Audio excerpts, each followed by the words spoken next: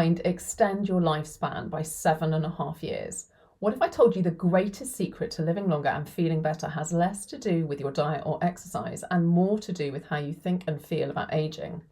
A Yale University study suggests that if you have positive beliefs about aging, you can extend your life by 7.5 years, which even outweighs the longevity benefits of regular exercise, low blood pressure, and even quitting smoking. This is huge. Unlocking a healthier, more vibrant life sounds amazing, right? But how do you get these magical positive beliefs? In this episode, I'm going to explore how priming your brain with supportive mindsets, combined with my one true love, fascia release, could be the key to longer and happier years. I'm Savannah Alalia, and welcome to the latest episode of High Functioning Human podcast, where you connect to yourself as a high functioning human.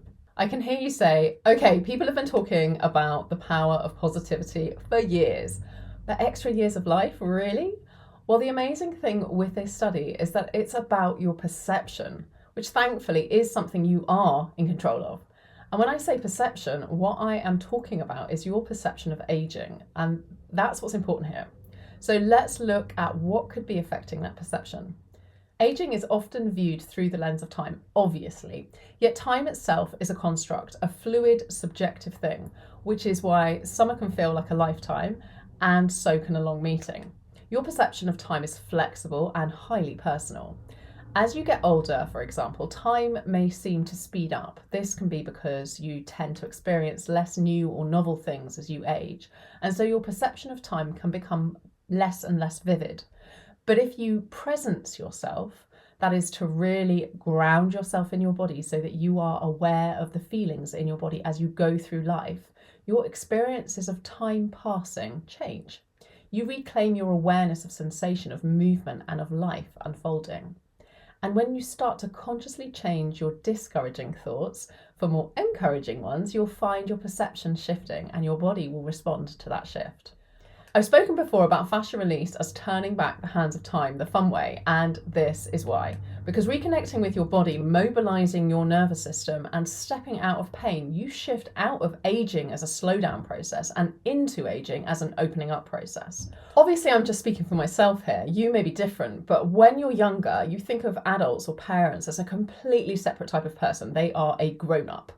Now that I'm in my 40s, I feel just as young at heart as I ever have, and my body is actually more mobile, in less pain than it was 10 years ago. So for me, this period is a very open and freeing time of my life. This is part of why I'm so obsessed with sharing fascia release practices, because I want you too to have the opportunity to experience that reawakening feeling by turning on your connection with your body, by taking steps to move out of pain and reconnect your nervous system. You have the power to change that idea that aging is a slowing down. David Bowie said a lot of fabulous things, but one of my favourite ones being that aging is an extraordinary process whereby you become the person you always should have been. I love that. For that to be true though, you need to be in your body for the process.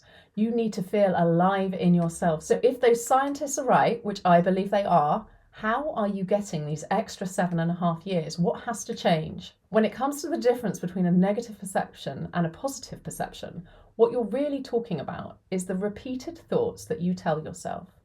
When you have underlying discouraging thoughts, they can play on a loop and become stuck in your body in what I call thought knots. Think of thought knots like a bass tone that needs to be identified. Otherwise, they will undercut any attempt to bring in positive notes. One of the discouraging thoughts, for example, that was expressed by people in the study I mentioned was, as you get older, you are less useful. Ouch, that really sucks. Do you see what I mean here about these thoughts acting like an underlying dull note? The words are so final, so harsh. It's these kinds of thoughts, these thought knots that you need to watch out for. The ones that act like universal truths, because you can imagine if you put that on repeat, that thought can really, really do some damage to your self-worth. Like any advice to change your mindset, I want to be careful to avoid being too blasé about this for fear of sounding like a Peter Pan telling you, think happy thoughts and fly off to Neverland.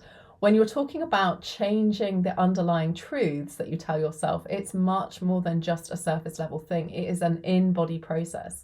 You can think about all the lovely thoughts you want, but until you address the thought knots in the background, you're going to make things a lot harder for yourself.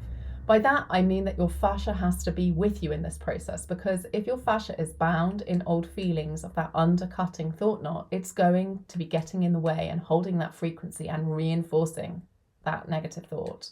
You need to remember that that thought you give the emotion to makes the biggest impact. And I'm going to say that again.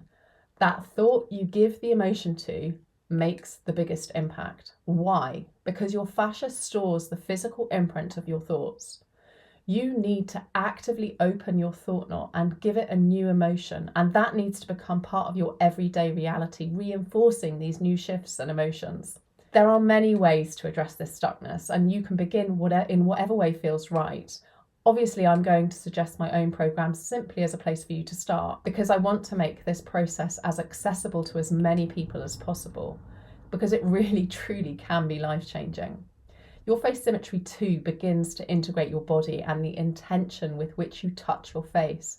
It's a follow-on from my Your Face Symmetry 1 program, which is a 7-day introduction to fascia release, helping you to build awareness of how your face and your body store tension and how to start releasing it.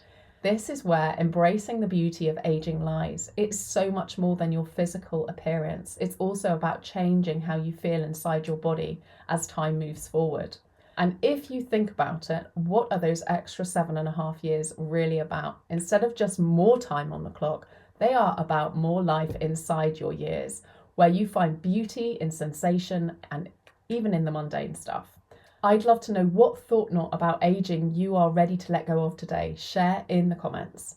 Remember, trust your body, stay curious about sensation, because the world needs your voice and the magic that it brings to us all. Jump on my mailing list to stay reminded and connected with your intuition, because I will share with you some special things in there that I'm only going to do in email.